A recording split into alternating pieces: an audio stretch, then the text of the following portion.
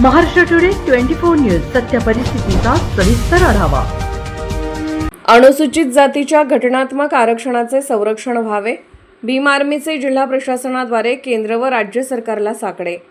अनुसूचित जातीच्या आरक्षणाचे उपवर्गीकरण करण्यासंदर्भात सध्या प्रशासकीय स्तरावर सुरू असलेल्या हालचालींच्या पार्श्वभूमीवर आरक्षणाची मूळ घटनात्मक संरचना अबाधित राहावी या प्रमुख मागणीसाठी भीम आर्मी भारत एकता मिशन परभणी जिल्ह्याच्या वतीने आज परभणी जिल्हाधिकारी कार्यालयामार्फत देशाच्या आणि राज्याच्या सर्वोच्च संवैधानिक पदाधिकाऱ्यांना सविस्तर निवेदन सादर करण्यात आले। निवेदनातील प्रमुख घटनात्मक आणि तांत्रिक मुद्दे: कलम 341 मधील तरतुदींचे संवर्धन, भारतीय संविधानाच्या कलम 341 नुसार अनुसूचित जातीची यादी ही एकसंध स्वरूपाची असून ती महामहिम राष्ट्रपतींच्या आदेशाद्वारे निश्चित केली गेली आहे।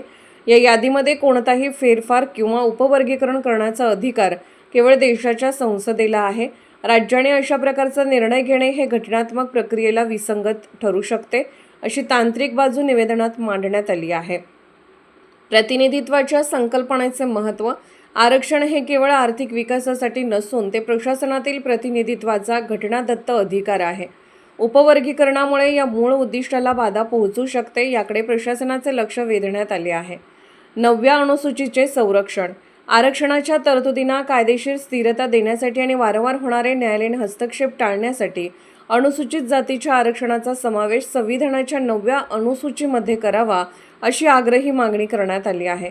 अचूक सांख्यिकीय आधार: कोणत्याही समाजाच्या सामाजिक व शैक्षणिक स्थितीचे वस्तुनिष्ठ मूल्यमापन करण्यासाठी अधिकृत जातनिहाय जनगणना होणे अनिवार्य आहे।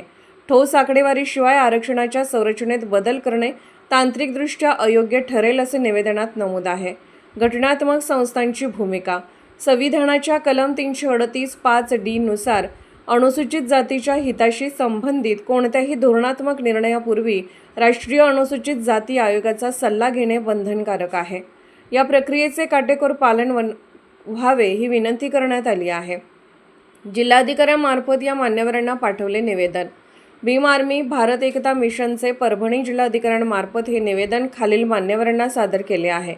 महामहिम राष्ट्रपती भारत सरकार, नवी दिल्ली, अध्यक्ष राष्ट्रीय अनुसूचित जाती आयोग NCSC नवी दिल्ली, लोकसभा सभापती, राज्यसभा अध्यक्ष, संसद भवन नवी दिल्ली, केंद्रीय सामाजिक न्याय आणि अधिकारिता मंत्री भारत सरकार, राज्यपाल महोदय महाराष्ट्र राज्य मुंबई, मुख्यमंत्री महोदय महाराष्ट्र राज्य मुंबई, महाधिवक्ता महाराष्ट्र राज्य, मुख्य सचिव व प्रधान सचिव सामाजिक न्याय विभाग महाराष्ट्र शासन।